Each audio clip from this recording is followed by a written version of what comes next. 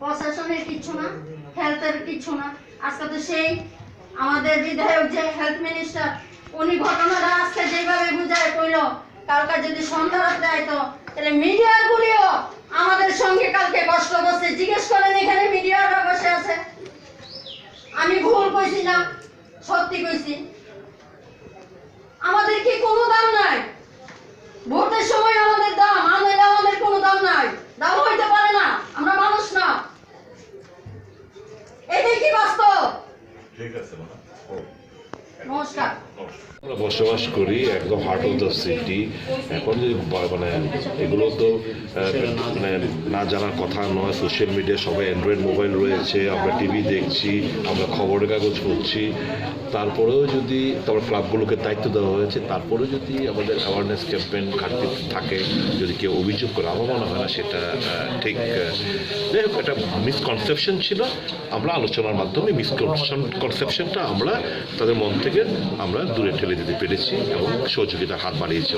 Sir, এখানে তো social media সমাধান হলো, যদি কোনো মুসলিম সম্প্রদায় এমন হয় তাহলে ওইটাও একটা প্রবলেম সৃষ্টি হতে পারে। এ নিয়ে আপনাদের কোনো পদক্ষেপ থাকবে আগামী? 100 বার আমরা সকলের কাছেই এই মিসকনসেপশন এড়ানোর জন্য সকল মানুষের সহযোগিতা চাইছি। আপনাদের সহযোগিতা, আপনারা তো বিশাল বড় মিডিয়ার লোক, আপনারা বিশাল বড় একটা ভূমিকা পালন করে থাকেন। মানুষকে জাগ্রত করবেন, মানুষকে ওয়াকিবল করবেন। কারণ অন্তত দেখুন, কেউ তো পৃথিবী ছেড়ে যেতে চায় না, কেউ না কেউ তো তাদের লাভড ওয়ানকে হারিয়েছে। তো তাদের মাইন্ডসেট আপনারা একটু ভাবুন, যে পোড়াতে পারছে না হিন্দু ধর্মাবলম্বী তারা লোক, তারা পোড়াতে পারছে না, একটা বাসি হয়ে যাচ্ছে, লাস্টটা 24 ঘন্টা পেরিয়ে যাচ্ছে। এটা কতটুকু হার্ট। একদিকে লাভড ওয়ানকে হারিয়েছে, আরেকদিকে সৎকার করতে পারছে না।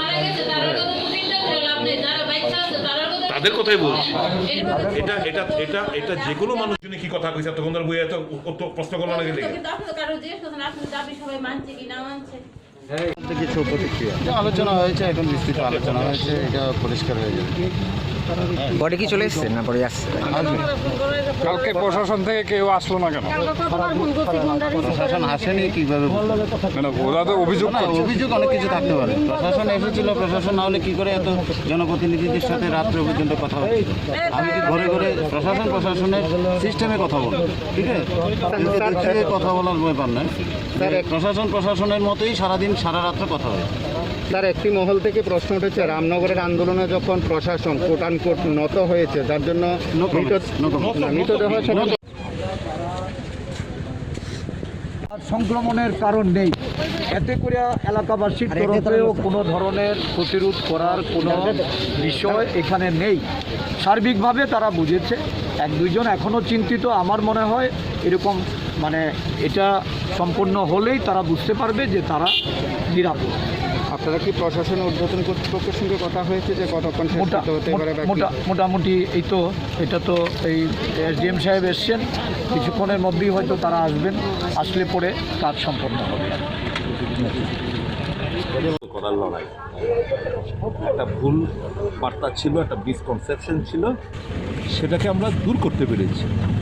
এটি আমাদের সাফল্য। না, রামনগরের ক্ষেত্রে তো মানুষের যে আন্দোলন ছিল, সেখানে আন্দোলনে প্রশাসন এক প্রকার দুর্বল হয়েছে বলা যায়, সেখান থেকে সরিয়ে নেওয়া হয়। না, এটা দুর্বলতা। মৃতদেহ এনে রাখা নিয়ে প্রশাসন কাদের জন্য? মানুষের জন্য। মানুষ যদি ভুল বুঝে, প্রশাসন সকলের দায়িত্ব, জনপ্রতিনিধি সকলের দায়িত্ব, আপনাদের দায়িত্ব, আমাদের দায়িত্ব এই মিসকনসেপশন ভুল বোঝাদের দূর করা। সে ভূমিকা আপনারাও নিয়েছেন, প্রশাসনও নিয়েছে, জনপ্রতিনিধিরা নিয়েছে। সবাই মিলে এদেরকে একটা ভুল মানে যে একটা বার্তা ছিল, ভুল একটা ধারণা ছিল, সেটা আমরা দূর করতে সক্ষম হয়েছি।